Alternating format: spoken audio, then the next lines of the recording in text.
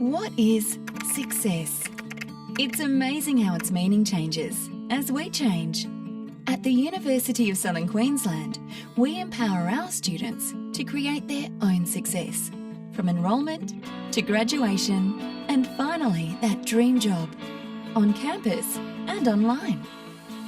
Whatever success means to you, we'll support you to achieve it. Apply now.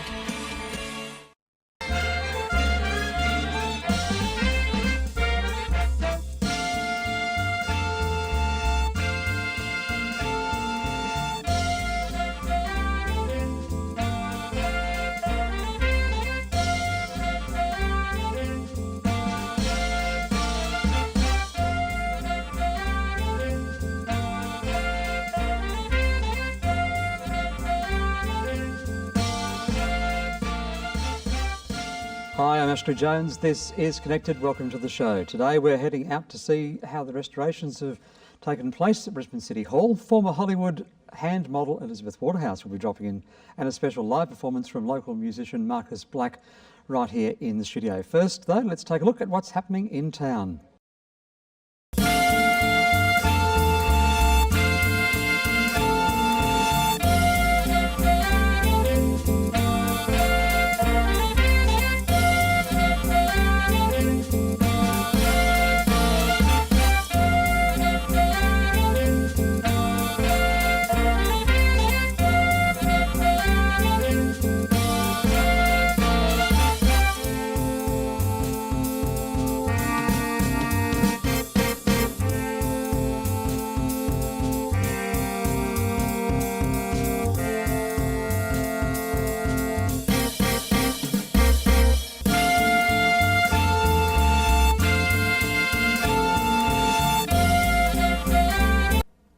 Well, we're very lucky to have in the studio with us a New York-based hand model, Elizabeth Waterhouse, in the studio. How are you, Elizabeth? I'm great, Ashley. How did I turn out to be a hand model? I was a hand model, but I hope I've done a little more than that. You've done a lot more than that. Yeah, I hope so. Thought we'd just get the anchor point for where it all started. Well, a kind of place for it started. It started out with musicals, didn't it, for you? It actually started when I was 10 years of age. I went with my girlfriend to see Evie Hayes in a musical, Call Me Madam, I think it was. And my girlfriend asked if she could audition.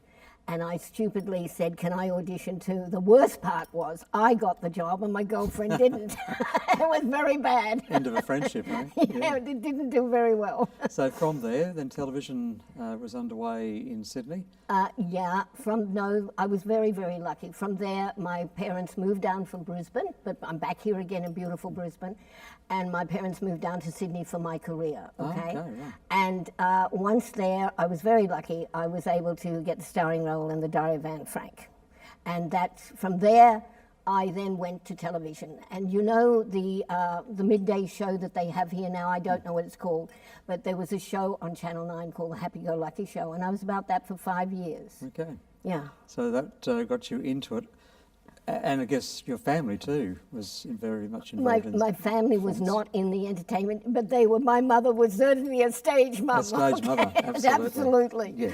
And then I went over to London to be a big star.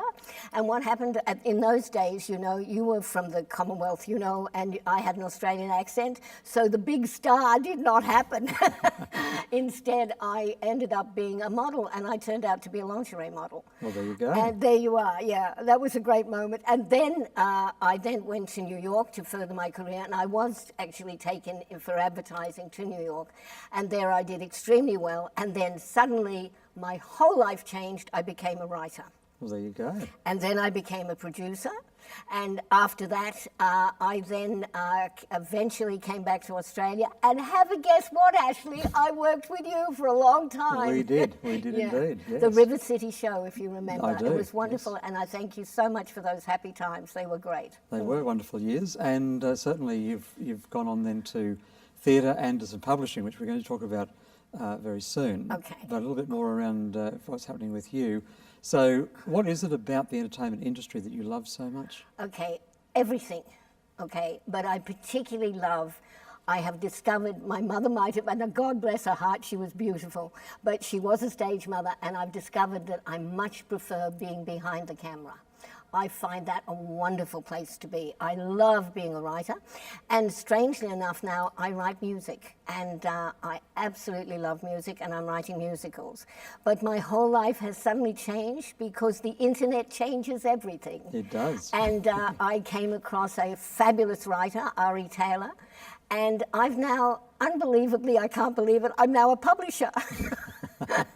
So life does change. Well, Elizabeth, let's talk about your publishing career straight up after this break. Make sure you stay with us. And please stay with us because we'll be talking about more of Elizabeth's career and also what's been happening there at Brisbane City Hall. That's all for you, still here on Connected.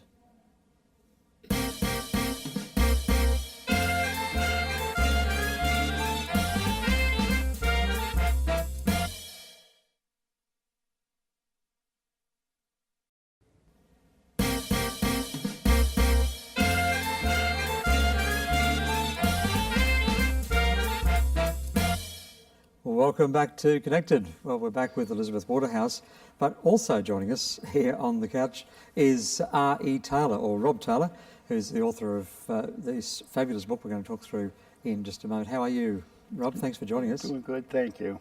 Get some sanity here in the studio for us. I doubt it. Yeah.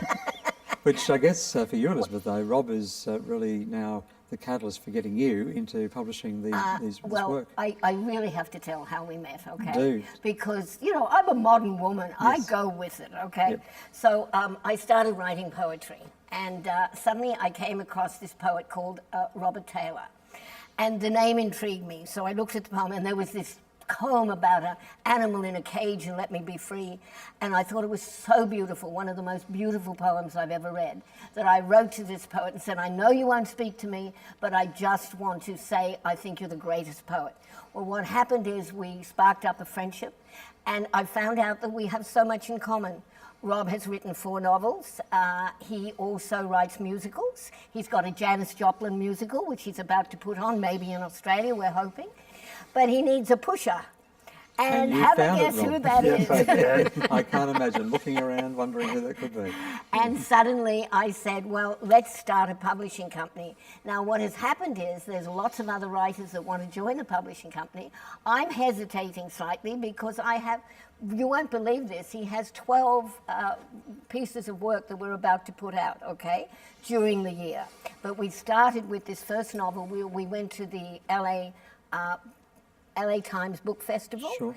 And Rob was so popular there, he sold out, okay? Well, that's not a bad problem to have, is it? No, it's not. Not So at all. taking a look at the book and the Yes. CD, then you've got it both in terms of it in written form and then also then as the CD, so people can get it as the audio book. Yeah, we figured we'd make it so people can listen to the stories in the car when they're driving.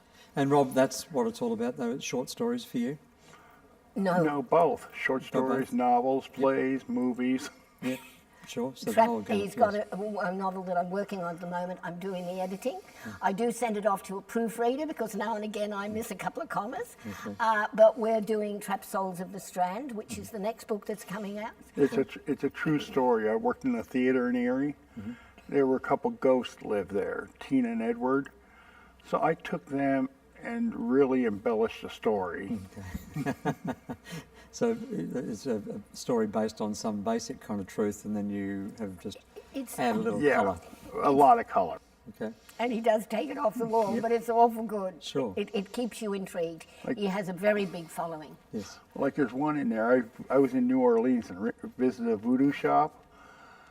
So I took that to the extreme in this book and had it where the voodoo queen was assaulted and one of her students went out to seek revenge on the person. Okay. It is a very strong Lots of twists story. and stories to the stories themselves. But then he also writes about heaven and meeting the family and all sorts of things. And then every story is very different. And I think that makes it exciting. You know, he's even got a mermaid in there. He's got everything. But just quickly then, within the Los Angeles book fair, when Yes. you were going through that, I'm assuming that got you in touch with a lot of contacts as well. Absolutely. The publishing business, though, is something that I've really got to learn about. It's a unique field. It's not an easy field, and certainly the internet and publishing is very exciting today because you can. And so we also have a web page, and Rob has his own web page as well. And we're promoting everything, and we'll be selling online. We just have run out of books. That's our main problem, so I've got to republish again. The CD was narrated by Robert Russell, which is very interesting because you know that I write musicals, and he works with me on the music, and believe it or not, he has the most gorgeous voice. And so it's just matched so well. I said to Rob, would you like to hear his voice? And it was a great marriage, wasn't it? Fantastic. Well, we wish you all the very best. The books will be available very soon. Thank you. And we will check out the details online as we go along. But thank you to you both, Rob nice E. Taylor meeting you. and Elizabeth Waterhouse. Thank you so much for being with us on Connected. Thank you, Ellen. Well, now we're going to go off and catch up with our location story to see what's been happening out at the Brisbane City Hall.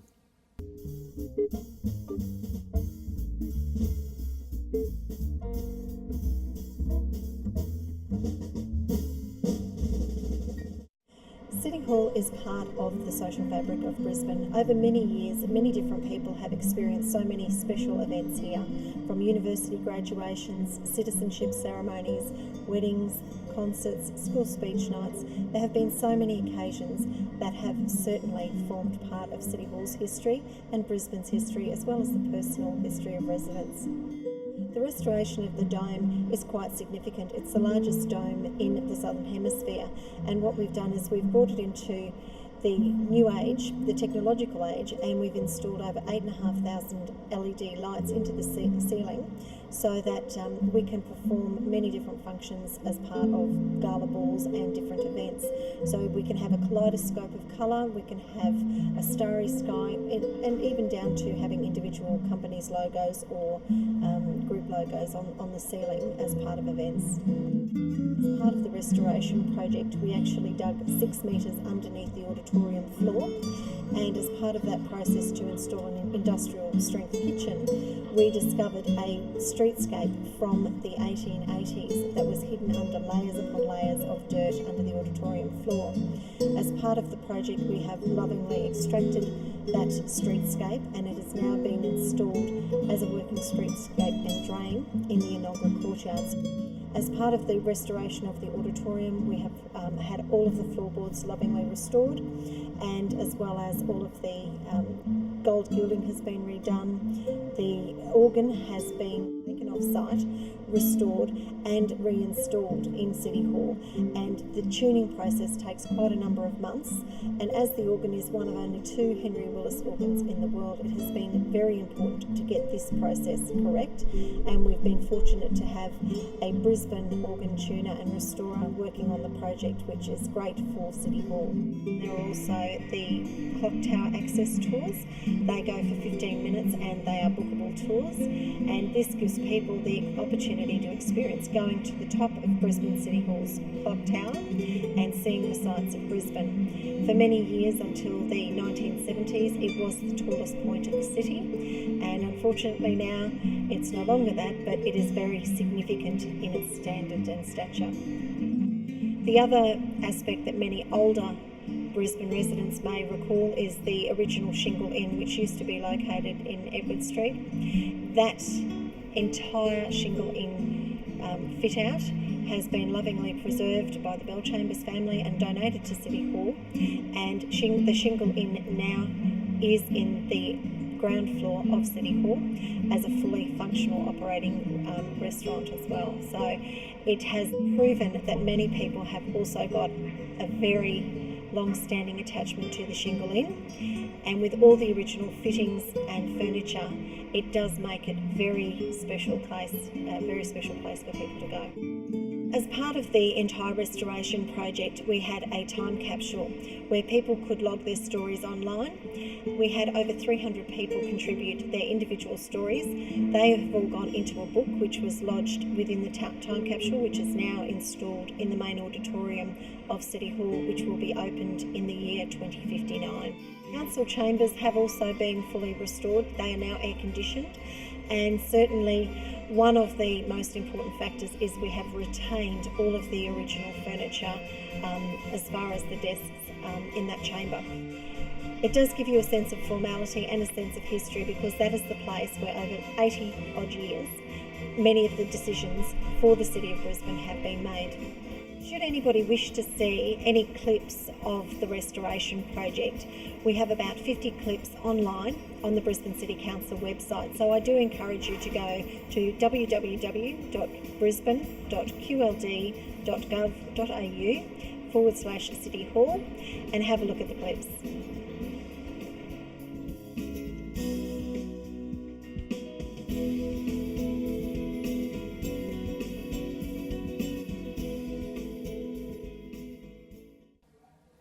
Well, she's certainly gone through a massive renovation, and great story to catch up on what's been happening there in City Hall. Stay with us on Connected.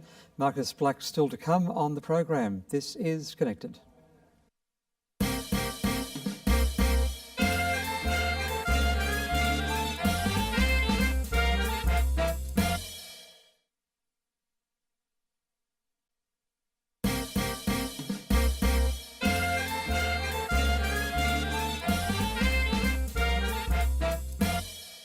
Welcome back to Connected. With me now is Marcus Black, who's a local musician and has been performing around the city, but he's here to perform for us very soon. Wonderful to have you with us, Marcus. Pleasure to be here. And of course, a big 6 months for you, getting an album launched, a whole range of other things, and I guess it seems to me like it's a real kind of culmination of a lot of hard work for you. Yeah, definitely. I've been making music for many years now, and the album that I just currently released is probably like a fair few years of work, and it'll be interesting to see how it goes once it's really launched via the proper platforms. And so what would you attribute as being those kind of musicians who have influenced your music style? Definitely, you know, the old protest singer-songwriters like Bob Dylan, you know, Johnny Cash, Nick Drake. I love Nick Cave too. I'm a massive Nick Cave fan. He's probably one of the biggest influences on what I do. So how would you describe your music style then? Is it a bit of activism and message? There's a couple of like protest songs, but it's not all just related about protest stuff. I guess I'd consider romanticism a big part of it as well. Yeah, I think that would definitely be a major point in the music. Okay, so if people want to find out more about your music, get onto Facebook. Yeah, Facebook. I've got a website as well. So yeah, give us the address for that. It's kind of a complicated one because it runs off another server, but it's on Cargo Collective. But if you just Google Marcus Black, it'll all come up. Yeah. Yep. Okay, fantastic. Sorry.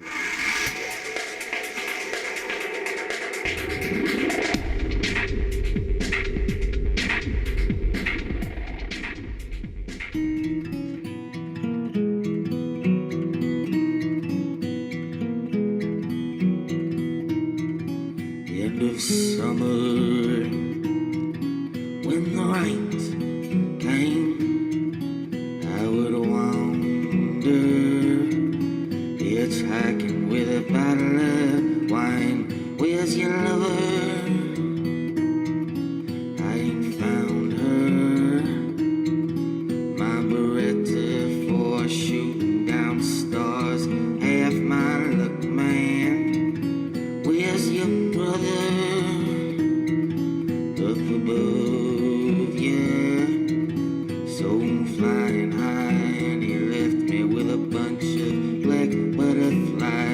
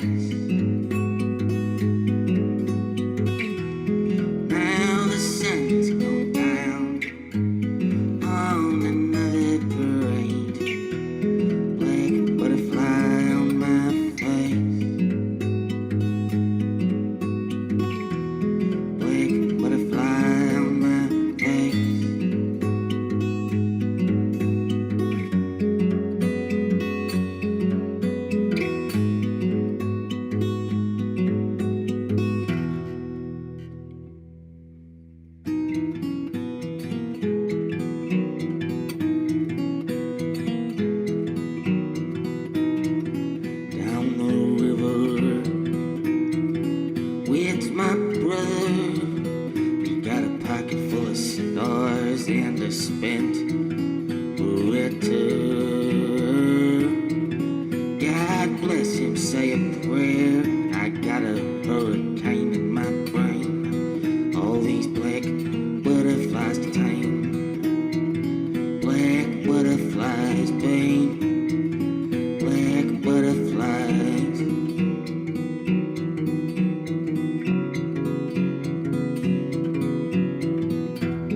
Now the sun's gone down on another parade. Black butterfly on my face. Now the sun's gone down on another parade. Black butterfly on my face. Now the sun's gone down on another parade. Black butterfly on my face. Now the sun's gone down on another parade.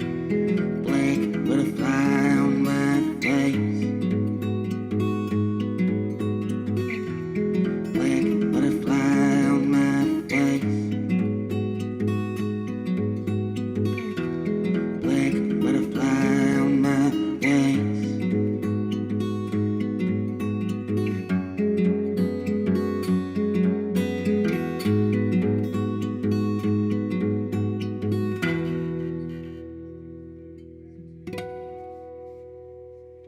Marcus, thank you so much. And we talked before around some of the influence with your music and being able to be a real storyteller. Is that something that's really important to you as an artist to be able to tell the story? Yeah, well, I think there's a lot of people not really saying much in the songwriting industry these days, so I think it's important to have something to say. And Yeah, I guess a lot of the stuff is, what would you say, very into the pop kind of music scene, but not so much a kind of real message into around what's happening in society. yeah, exactly, yeah. Yeah. So I'm more about having something to say. Yeah. And what's the public reaction? Because I guess in lots of ways we've become fairly quiet in being able to really stand up and say what we really feel about issues. I think people do get it. I've got like other songs that are a little bit more, that's a pretty laid back kind of chilled out song, but yes, I've got other songs that are a little bit more in your face, and I think it's always a good reaction because it's so rare these days to have an artist that gets up on stage and just says something, you know. So when you're looking at those kind of issues that are out in the world and things that you want to talk about, are they things that are very personal to you, or are they things that you see maybe in the news, things that are being talked about? Mixture of things, yeah, mixture of things, yeah, but I guess sometimes it's news related or politics related. Do you find the lyrics then tend to flow once you've really kind of worked through the issue yourself and that starts to fall off your pen? It's a really, I don't know, writing's a strange thing.